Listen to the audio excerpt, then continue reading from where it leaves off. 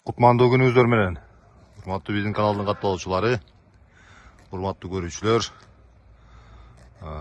Арадан дагы бир ай өттү. Сокулук менен Сарыөзөн тууралуу кезектеги видеосу тартабыз. Назарыңыздарда бул Сокулук. Сарыөзөндү кошунабыз. Пробный бир коюна кошкон алып кетти. Андыктан бүгүн Сокулук тууралуу видео тартабыз. Сокулук бүгүн көк чөпкө чыгып мына жабышып атат. Эми маарап жаткан болсо энеси. Баласын издеп атат. Сокулуктун бою 90дон ашып калды. Кулагы 20. Ушундай керилген кочкор болду буюрса. Бир мал жем жеп турат куроодо, курак чөп менен.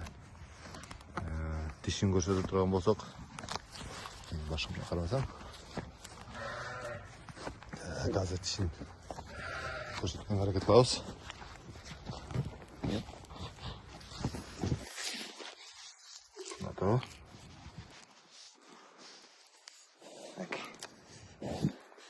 Süt dişleri menен турат.